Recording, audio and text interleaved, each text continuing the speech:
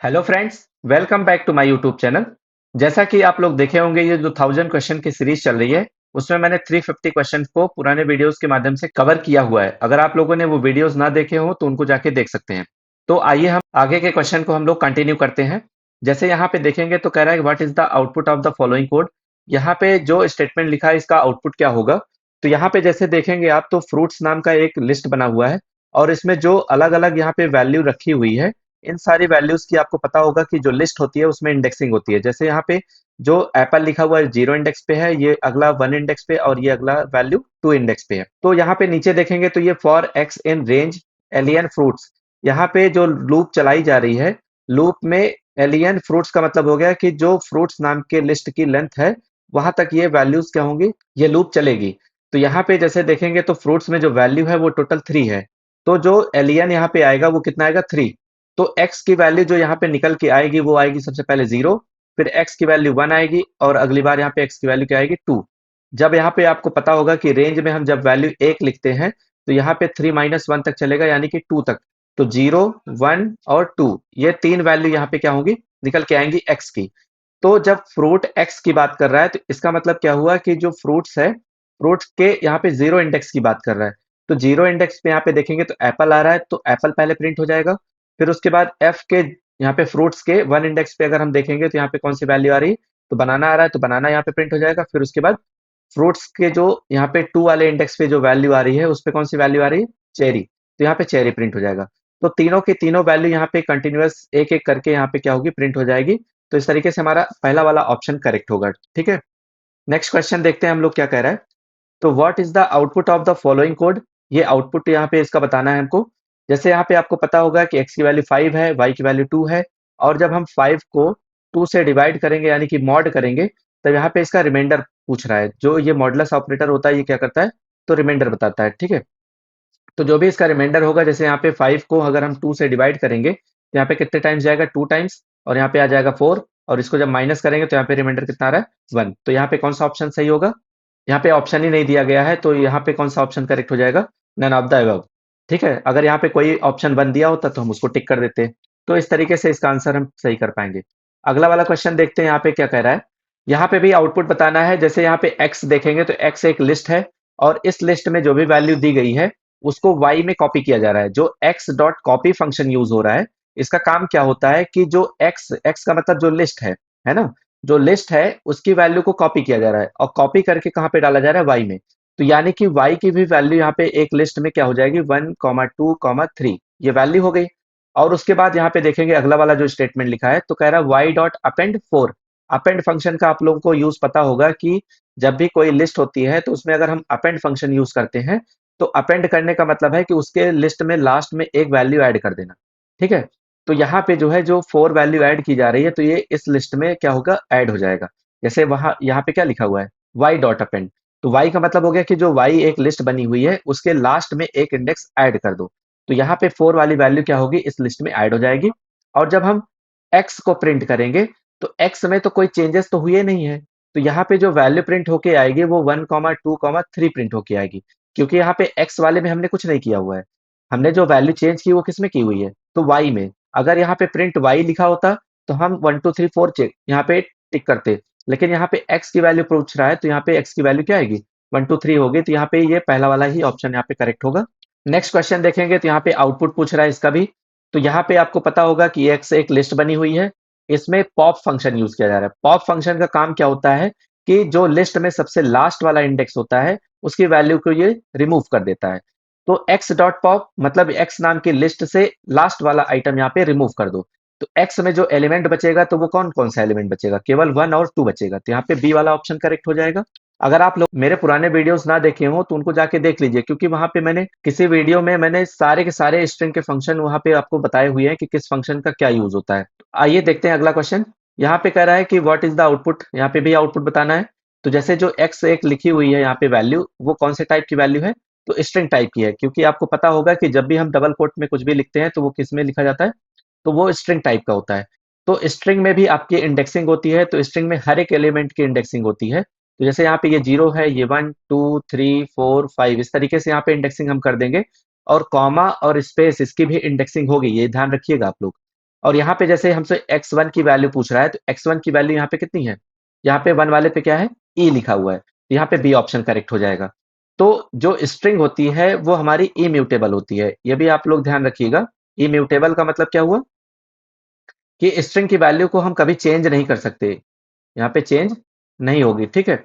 और जो हमारा लिस्ट होता है, वो लिस्ट हमारा क्या होता है? ये म्यूटेबल होता है। म्यूटेबल का मतलब हो गया कि इसकी वैल्यू हम जब भी चाहें चेंज कर सकते हैं। तो ये भी आप याद रखिएगा, आपसे एग्ज़ाम में पूछा जा सकता है कि स्ट्रिंग जो है म्यूटेबल होती है या इम्यूटेबल होती है, तो वहाँ पे आप टिक करेंगे इम्यूटेबल। और अगर आपसे पूछा जाता है लिस्ट कौन से टाइप की होती है, तो वो म्यूटेबल टाइप की होती है। जैसे यहाँ पे जो इंडेक्सिंग स्लाइसिंग करके यहाँ पे वैल्यू निकाली जा रही है, तो इसकी वैल्यू हम केवल निकाल सकते हैं, यहाँ पे चेंज नहीं कर सकते, अपडेट नहीं कर सकते। जैसे यहाँ पे x1 की इक्वल टू अगर हम मान लीजिए यहाँ पे लिख देते हैं f, तो ये इसका मतलब हो गया कि हम इसकी वैल्यू को अपडेट कर रहे हैं ना, तो यहाँ पे ये अपडेट वैल्यू नहीं करेगा, ठीक है? तो यहाँ पे सेकंड वाला ऑप्शन करेक्ट हो जाएगा। नेक्स्ट क्वेश्चन देखेंगे तो यहाँ पे आउटपुट पूछ रहा है, ये भी स्ट्रिंग टाइप का है। तो यहाँ पे x की जो वैल्यू दी गई है वो हमारी हेलो कॉमा वर्ड लिखा हुआ है। अब यहाँ पे जो स्प्लिट फंक्शन होता है, स्प्लिट फंक्शन का काम क्या होता है कि यहाँ पे अगर हम कोई वैल्यू नहीं देते हैं, तो ये डिफ़ॉल्ट स्प्लिट किससे करता है? आप लोग कमेंट में बताइए मुझे। तो ये डिफ़ॉल्ट जो स्प्लिट करता है वो होता है स्पेस से। मतलब अगर यहाँ पे हमने स्प्लिट में जो ये वैल्यू लिखी हुई है, ये अगर नहीं देते हैं तो यहाँ पे किससे स्प्लिट करेगा? स्पेस से स्प्लिट करेगा। अगर यहाँ पे कोई वैल्यू दी गई, जैसे यहाँ पे कॉमा लिखा हुआ है, तो कॉमा से अब इसको क्या करेगा? ये सेपरेट करेगा और सेपरेट करने के बाद एक लिस्ट में ये वैल्यू एंटर कर देगा। जैसे यहाँ पे एक लिस्ट में जो पहला वाला एलिमेंट होगा वो होगा हेलो, और यहाँ पे जो है कॉमा के साथ स्प्लिट हो गया। अगली जो वैल्यू आएगी वहां पे ये हेलो के आगे स्पेस रहेगा और यहाँ पे क्या लिखा रहेगा? WORLD, इस तरीके से। तो ये एक नई लिस्ट में वैल्यू स्प्लिट करके यहाँ पे रिटर्न करता है।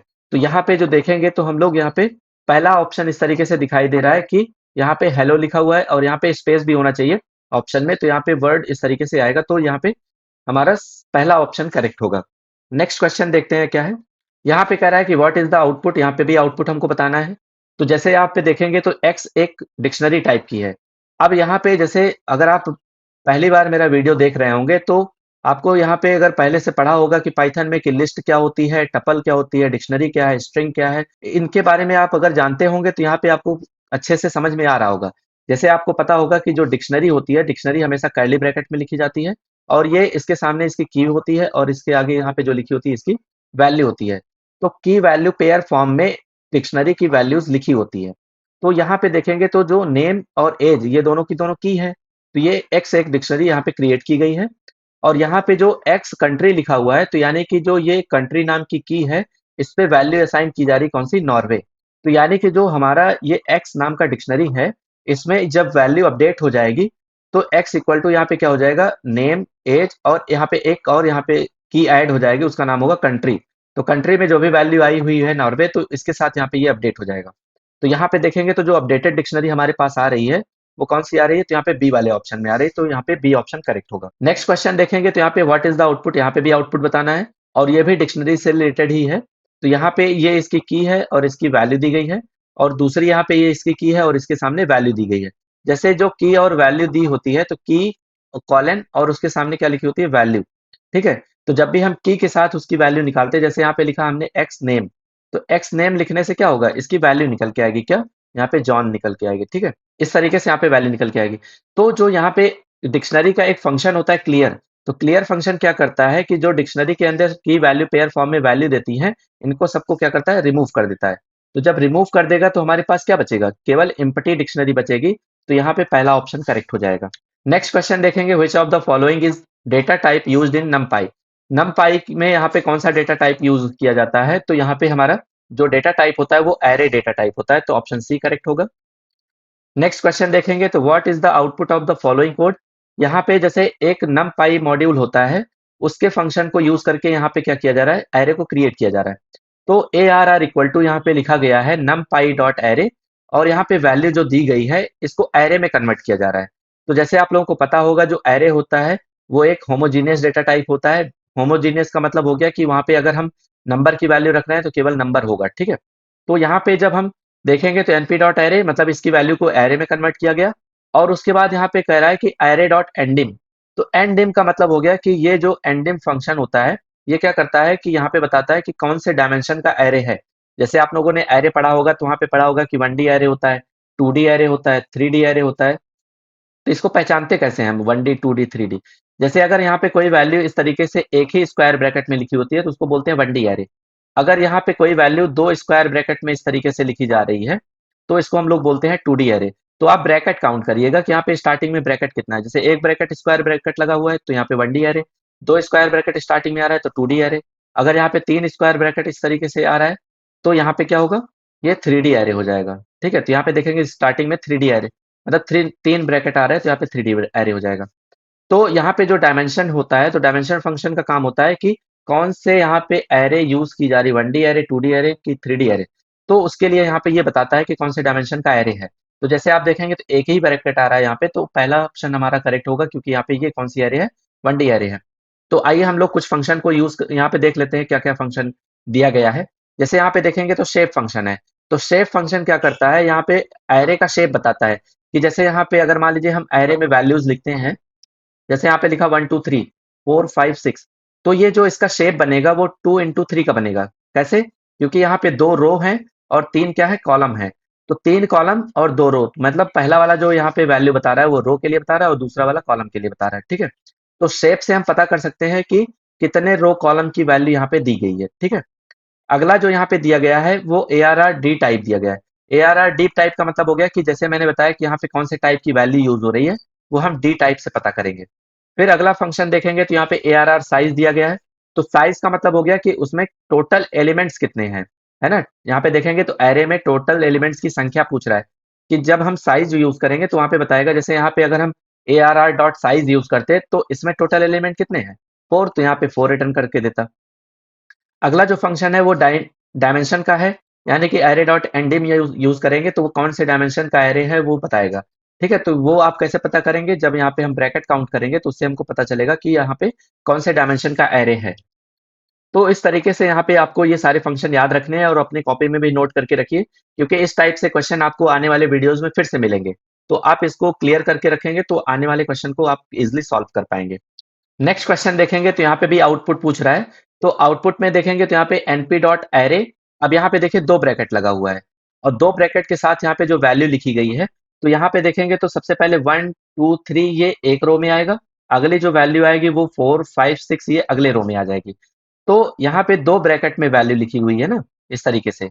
तो जब हमने बताया कि अगर दो ब्रैकेट में इस तरीके से वैल्यू लिखी रहेगी तो ये आपका कौन सा एरे होगा, 2D एरे होगा। ठीक है, और यहाँ पे पूछ रहा है हमसे शेप, कि यहाँ पे शेप का मतलब हो गया कि कितनी रो हैं और कितने कॉलम हैं, जैसे रो कितनी है और कॉलम कितने हैं। तो ये अभी मैंने पिछले वाले क्वेश्चन में मैंने आपको बताया कि यहाँ पे रो कॉलम की वैल्यू कैसे निकालेंगे। तो जैसे ये एक रो है और ये कितनी है, दो रो है, तो यहाँ पे जो इसका शेप बनेगा वो 2 रो का बनेगा और वैल्यूज कितनी है, तीन वैल्यू है, तो यहाँ पे कितने हो जाएंगे, 3। तो 2, 3 का यहाँ पे क्या है, ये शेप बन रहा है, तो ऑप्शन ए करेक्ट होगा। नेक्स्ट क्वेश्चन देखेंगे तो ये भी हमारा numpy से रिलेटेड है। तो यहाँ पे देखेंगे तो एरे वेरिएबल में numpy डॉट एरे, इसकी वैल्यू को एरे में कन्वर्ट किया जा रहा है और यहाँ पे कह रहा है रीशेप, मतलब जो वैल्यू दी गई है इसको रीशेप कर देना है। रीशेप का मतलब हो गया कि जो यहाँ पे 2 लिखा है ये बता रहा है कि ये इतने रो में रहेगी वैल्यू और इतने कॉलम में रहेगा। ठीक है, तो जैसे यहाँ पे 2 और 3 का मतलब क्या है, रो और कॉलम। तो जो ये वैल्यू दी गई है अगर इसको हम रीशेप करेंगे 2 इंटू 3 में, तो यहाँ पे दो रो बनाने के लिए कह रहा है, तो एक रो ये ऐसे बनेगी, एक रो ये बन जाएगी, तो दो रो हो गई और वैल्यू कितनी होगी, तो यहाँ पे कितनी वैल्यू होगी, 3। तो 3 वैल्यू हमको रखना है। तो यहाँ पे जो पहली वैल्यू होगी ये 1, फिर 2, फिर 3 और अगली जो वैल्यू होगी वो कितनी हो जाएगी, 4, 5, 6। तो ये इस तरीके से जब हम वैल्यू रखेंगे तो ये कौन से टाइप का एरे बन जाएगा, तो 2 इंटू 3 एरे बन जाएगा। ठीक है, तो यहाँ पे इस तरीके से जब देखेंगे तो कौन से वाले में ऑप्शन सही आ रहा है हमारा, तो 1 2 3 4 5 6, तो ये ऑप्शन सी वाला करेक्ट हो रहा है। नेक्स्ट क्वेश्चन देखेंगे तो यहाँ पे what is the output of the following code, यहाँ पे भी आउटपुट आपको बताना है। तो एरे वेरिएबल में एक एरे की वैल्यू को कन्वर्ट किया जा रहा है और उसके बाद यहाँ पे देखेंगे तो ARR dot copy, copy function जैसे लिस्ट में हम लोगों ने पढ़ा था। तो कॉपी का काम क्या था कि जो लिस्ट में वैल्यू दी थी उसको कॉपी करके तीसरी दूसरे वेरिएबल में रख रहा था। तो वैसे ही जो एरे की वैल्यू है उसको कॉपी करके यहाँ पे x नाम के वेरिएबल के अंदर रखा जा रहा है। तो यानी कि जो x की वैल्यू आएगी वो क्या क्या आएगी, तो यहाँ पे 1, 2, 3, 4 ये वैल्यू आ जाएगी। उसके बाद यहाँ पे जो एरे जीरो इंडेक्स की वैल्यू है उस पे जीरो असाइन किया जा रहा है। जैसे एरे की जो वैल्यू है वो 1 2 3 4 है, तो इसका जो जीरो इंडेक्स है 1 2 3, ये तीनों के तीनों जो इंडेक्स दिए गए हैं इसमें कह रहा है कि जीरो इंडेक्स की वैल्यू को चेंज करके यहाँ पे जीरो रख दो। तो जो 1 लिखा हुआ है ये वैल्यू यहाँ से क्या होगी, रिमूव हो जाएगी, और यहाँ पे जो वैल्यू नई वैल्यू आएगी वो क्या आएगी, 0। यानी कि 0 इंडेक्स पे कौन सी वैल्यू आ रही है, 0। तो जो हमारे पास नया एरे बन के आएगा वो कौन सा एरे होगा, यहाँ पे 0,2,3,4 ये वैल्यूज आएंगी सारी के सारी, ठीक है। उसके बाद यहाँ पे देखेंगे तो पहले एरे की वैल्यू प्रिंट कर रहा है, फिर उसके बाद एक्स की वैल्यू प्रिंट कर रहा है। तो एरे की जो हमारे पास वैल्यू आ रही है वो 0,2,3,4 आ रही है, तो 0,2,3,4 कहाँ पे आ रहा है, ये पहले वाले ऑप्शन में। और उसके बाद एक्स की वैल्यू जो प्रिंट करेंगे तो 1,2,3,4, तो 1,2,3,4 भी हमारे ऑप्शन में यहाँ पे पहले वाले में दिया गया है। तो इस तरीके से पहला ऑप्शन करेक्ट हो जाएगा। अगला क्वेश्चन देखते हैं यहाँ पे।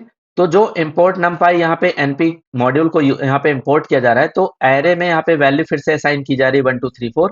तो यहाँ पे जो 1,2,3,4 वैल्यू है वो एरे वेरिएबल में स्टोर हो रही है, और आपको पता होगा कि ये इंडेक्स होता है 0, 1, 2, 3, ठीक है, ये इंडेक्स हो गया। और ये स्लाइसिंग की जा रही है, जो एरे की वैल्यू दी गई है उसकी क्या की जा रही है, स्लाइसिंग की जा रही है। तो स्लाइसिंग में आपको पता होगा ये हमारा जो पहला वाला वैल्यू होता है वो होता है स्टार्ट इंडेक्स। तो यानी कि यहाँ से स्टार्ट होगा, और ये जो 3 लिखा है ये क्या है, एंड इंडेक्स है। तो एंड इंडेक्स हमेशा -1 तक चलता है, तो यानी कि 3 - 1 कहाँ तक चलेगा, 2 तक। तो यहाँ पे हम 1 से स्टार्ट करेंगे 2 तक जाएंगे, तो 1 से स्टार्ट किया 2 तक गए। तो यहाँ पे जो वैल्यू निकल के आ रही है वो कौन सी वैल्यू निकल के आ रही है, 2 और 3। तो यहाँ पे देखेंगे तो 2 और 3 हमारा बी ऑप्शन में दिया हुआ है, तो इस तरीके से बी ऑप्शन करेक्ट हो जाएगा। नेक्स्ट क्वेश्चन देखेंगे तो यहाँ पे कह रहा है what is the output, output बताना है। तो यहाँ पे देखेंगे तो दो एरे बनाई जा रही है, एक एरे 1 और एरे 2। इसमें दोनों में वैल्यू क्या क्या दी है, तो 1, 2, 3, 4, और दूसरी एरे में वैल्यू दी है 4, 5, 6। तो यहाँ पे देखेंगे जो अगला वाला फंक्शन यूज किया जा रहा है नमपाई का, एनपी डॉट यूज किया जा रहा है। तो एनपी डॉट जो फंक्शन होता है वो क्या करता है, प्रोडक्ट करता है। प्रोडक्ट का मतलब हो गया कि इनटू होगा, मल्टीप्लाई होगा, ठीक है। तो इसकी वैल्यू मल्टीप्लाई कैसे होती है, तो इसमें जीरो इंडेक्स की वैल्यू जीरो इंडेक्स से मल्टीप्लाई होती है, यानी कि इस तरीके से मल्टीप्लाई होगा। फिर अगली वैल्यू जो 1 वाले इंडेक्स की है 1 वाले इंडेक्स से मल्टीप्लाई करेगा, और यहाँ पे जो अगले वाले इंडेक्स की वैल्यू है उसको अगले वाले इंडेक्स से मल्टीप्लाई करेगा। तो यहाँ पे जब इसको मल्टीप्लाई करके देखेंगे तो 1 × 4 हो जाएगा, तो यहाँ पे कितना आएगा, 4। फिर उसके बाद प्लस लगाएंगे, 2 × 5 कितना हो जाएगा, तो यहाँ पे आ जाएगा 10। यहाँ पे 10 आ जाएगी वैल्यू। और उसके बाद यहाँ पे क्या करेंगे, 3 × 6 करेंगे तो यहाँ पे वैल्यू कितनी आ जाएगी, तो यहाँ पे आ जाएगी 18। तो इनको सबको जब हम ऐड करेंगे तो यहाँ पे कितना आएगा, तो 10 + 4 आ गया यहाँ पे 14, 14 + 18 ऐड करेंगे तो कितना आ जाएगा, 32। तो यहाँ पे ऑप्शन सी करेक्ट हो जाएगा। नेक्स्ट क्वेश्चन देखते हैं यहाँ पे, तो क्या कह रहा है, what is the output of the following. यहाँ पे भी आउटपुट बताना है।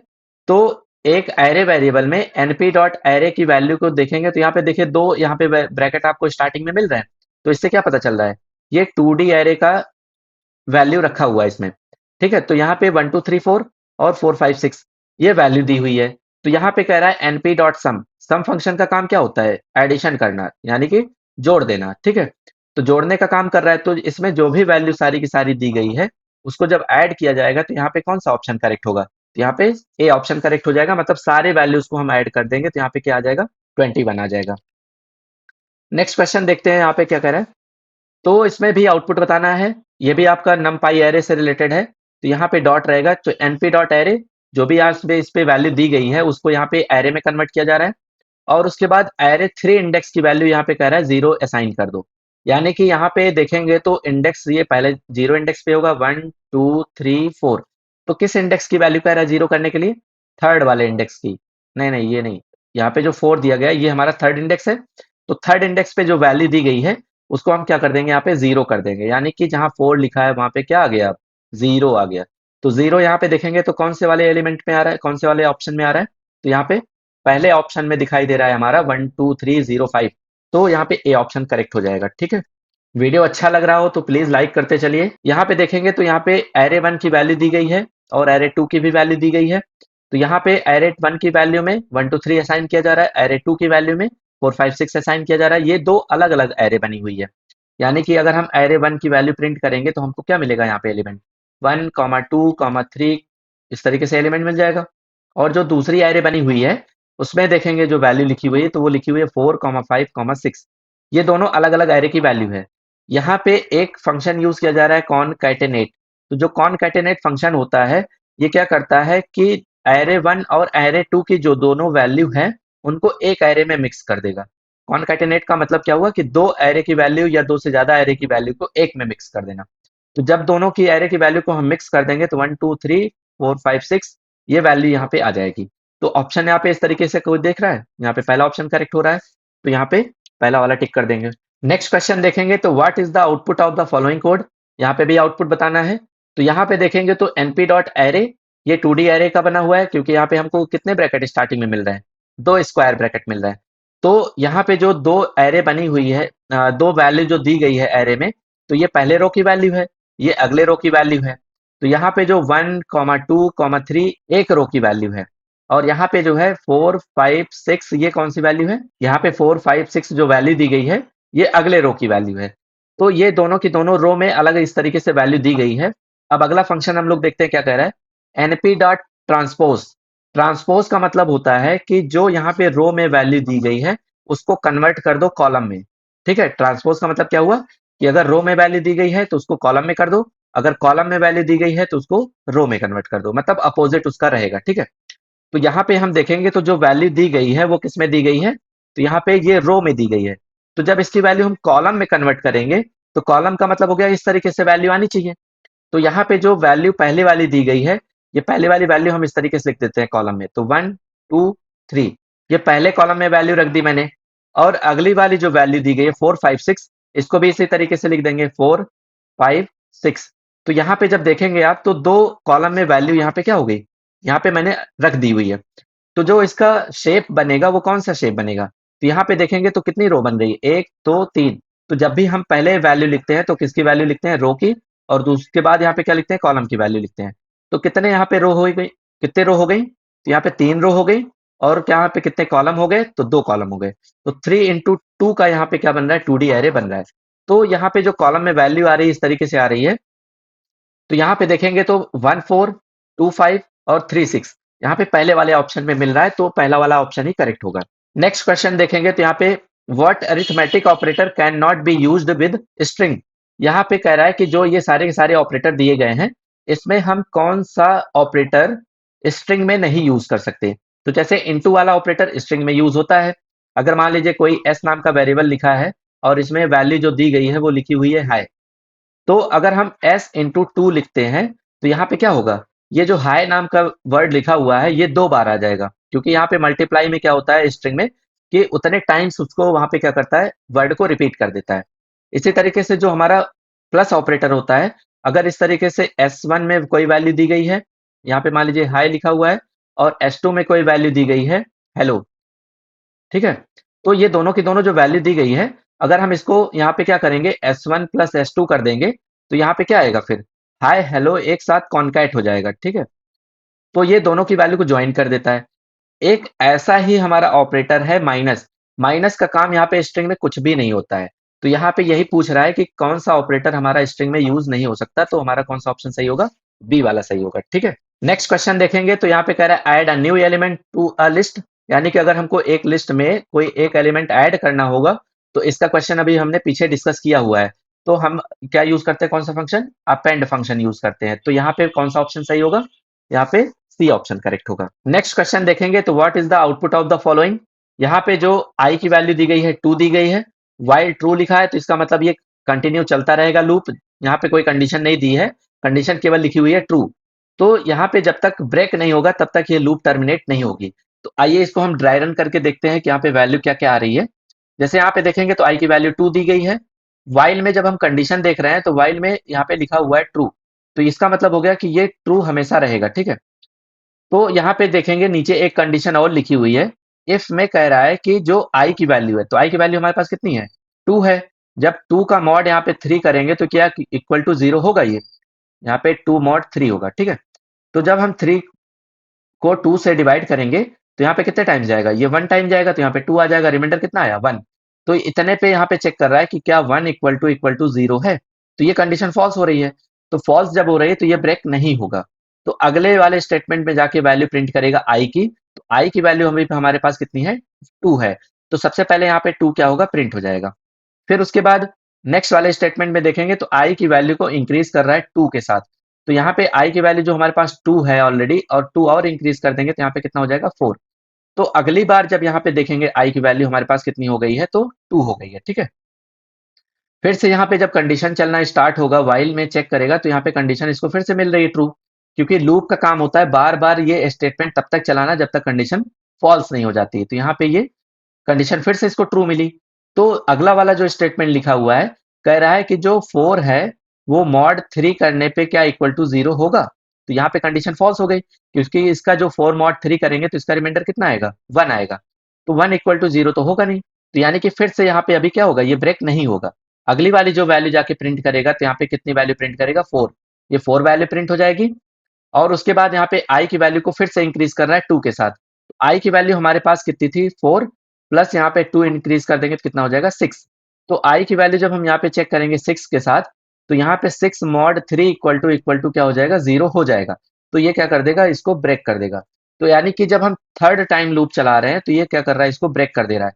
तो वैल्यू हमारे पास प्रिंट क्या क्या हो गया, आई एक बार प्रिंट हुआ 4, और एक बार यहाँ पे प्रिंट हुआ था 2।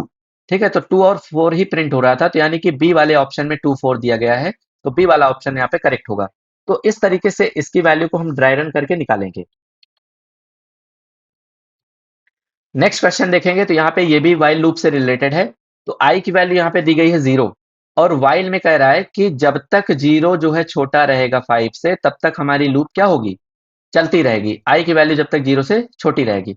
तो आई की वैल्यू जब प्रिंट की जा रही, तो अभी तो आई की वैल्यू तो 0 ही है, तो 0 हमारा यहाँ पे प्रिंट हो जाएगा।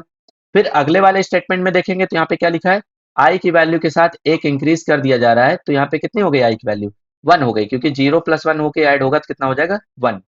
फिर यहाँ पे चेक कर रहा है अगले वाले स्टेटमेंट में कि जो 1 हुई है वैल्यू आई की, वो क्या इक्वल टू 3 है, नहीं, कंडीशन फॉल्स हो रही है। तो ये ब्रेक नहीं होगा। ठीक है, फिर से जब लूप चलना स्टार्ट होगा यहाँ पे, तो अगली बार आई की वैल्यू हमको चेक करने के लिए क्या मिली है, 1 मिली हुई है। तो 1 लेस देन 5 चेक कर रहा है। तो 1 लेस देन 5 है, हाँ, कंडीशन सही है। फिर यहाँ पे आई की वैल्यू को प्रिंट किया जा रहा है, तो आई की वैल्यू प्रिंट हो जाएगी 1, क्योंकि आई की वैल्यू अपडेट हो गई। फिर नीचे यहाँ पे देखेंगे तो अगला वाला जो स्टेटमेंट है, तो आई की वैल्यू के साथ यहाँ पे एक इंक्रीज किया जा रहा है। तो आई की वैल्यू हमारे पास 1 थी, 1 और यहाँ पे बढ़ गया, तो कितना हो गया, 2। तो अब यहाँ पे फिर से कंडीशन चेक करेगा कि यहाँ पे जो 2 है वो क्या इक्वल टू 3 है, नहीं, कंडीशन हमारी फॉल्स हो रही है। तो फिर से ब्रेक नहीं होगा। फिर ऊपर जाएगा, ये कंडीशन चेक करेगा। तो यहाँ पे जो अब की बार आई की वैल्यू मिली है वो मिली हुई है 2। चेक कर रहा है कि 2 लेस देन 5 है, हाँ है। तो अगली वैल्यू यहाँ पे जब प्रिंट होगी आई की, तो ये करंट क्या प्रिंट होगी, 2। फिर यहाँ पे जब आई की वैल्यू इंक्रीज कर रहा है, तो कितने इंक्रीज कर रहा है, 2 प्लस 1, यहाँ पे कितना हो जाएगा, 3। और यहाँ पे जब चेक करेगा कंडीशन, तो 3 लेस देन 5 चेक करेगा, और यहाँ पे फिर से वैल्यू प्रिंट हो जाएगी। तो एक सेकंड, यहाँ पे थोड़ा सा मिस्टेक हो गई। ये इसको हम यहाँ पे आगे कंडीशन चेक ही नहीं किए, क्योंकि यहाँ पे जब 2 प्लस 1 हुआ तो 3 हो गया, और 3 इक्वल टू जब यहाँ पे 3 हो जाएगा, तो ये क्या हो जाएगी, कंडीशन ट्रू हो जाएगी, और यहीं पे ही इसको क्या कर देगा, ब्रेक कर देगा। तो जब ब्रेक हो जाएगा तो इसका मतलब हो गया कि लूप हमारा क्या हो गया, टर्मिनेट हो गया। तो जब लूप टर्मिनेट हो जाएगा तो वैल्यू हमारे पास क्या क्या प्रिंट हुई थी, केवल यहाँ पे प्रिंट हुई 0, उसके बाद 1 और 2, यहीं तक ही वैल्यू प्रिंट हुई थी। तो यहाँ पे देखेंगे तो बी वाले में 0 1 2 प्रिंट होके आ रहा है, तो बी वाला हमारा ऑप्शन क्या होगा, करेक्ट होगा। ठीक है, नेक्स्ट क्वेश्चन देखेंगे। यहाँ पे तो क्या दिया है, which of the following represent the bitwise operator. यहाँ पे बिटवाइज जो ऑपरेटर होता है उसको किससे रिप्रेजेंट किया जाता है। तो यहाँ पे जो हमारा बी वाले ऑप्शन में दिया गया है, ये एक्सॉर सिंबल का होता है, तो इसको हम लोग बोलते हैं एक्सॉर सिंबल। तो यहाँ पे बी वाला ऑप्शन करेक्ट होगा। इसको कौन सा ऑपरेटर बोलते हैं, इसको हम लोग एंड ऑपरेटर बोलते हैं। ठीक है, इसको बोलते हैं बिटवाइज एंड, बिटवाइज एंड। ठीक है, अगर 2 बार एंड लगा होता है तो इसको बोलते हैं लॉजिकल एंड, लॉजिकल एंड। ठीक है, ये याद रखिएगा। और यहाँ पे जो ये वाला ऑपरेटर है, इसको हम लोग और ऑपरेटर बोलते हैं, और तीसरा वाला जो ऑपरेटर दिया गया है, इसको हम लोग नॉट ऑपरेटर बोलते हैं। ठीक है, तो कोई भी ऑपरेटर आपसे पूछा जाता है तो ऑपरेटर के सिंबल तो आपको पता ही होने चाहिए। आई होप आपको जो वीडियोस में मैंने सारे के सारे क्वेश्चन डिस्कस किए हुए हैं वो अच्छे से समझ में आए होंगे। अगर आप लोगों की कोई क्वेरी होती है तो यहाँ पे देखेंगे तो मेरा व्हाट्सएप नंबर दिया गया है। आप मेरे व्हाट्सएप नंबर पे जो भी आपके डाउट्स होते हैं वो आप भेजेंगे, तो मैं उसका एक सेपरेट शॉर्ट वीडियो या लॉन्ग वीडियो के माध्यम से जो भी होगा वो आपको बना के मैं लिंक भेज दूंगा। अगर आपको ये पीपीटी चाहिए, यहाँ पे मैं सारे के सारे आंसर आपको टिक करके 25 क्वेश्चंस के पीडीएफ आपको टेलीग्राम के चैनल के माध्यम से वहां पे पोस्ट कर दूंगा। तो आप जाके मेरा टेलीग्राम चैनल ज्वाइन कर सकते हैं। टेलीग्राम चैनल का जो लिंक है वो डिस्क्रिप्शन में दिया हुआ है, आप जाके वहां पे ज्वाइन करिए। आपको ये सारे के सारे क्वेश्चन आपको पीडीएफ फॉर्म में मिल जाएंगे। वीडियो अच्छा लगा हो तो लाइक करें, सब्सक्राइब करें और अपने दोस्तों में भी शेयर करें। चलिए मिलते हैं नेक्स्ट वीडियो में।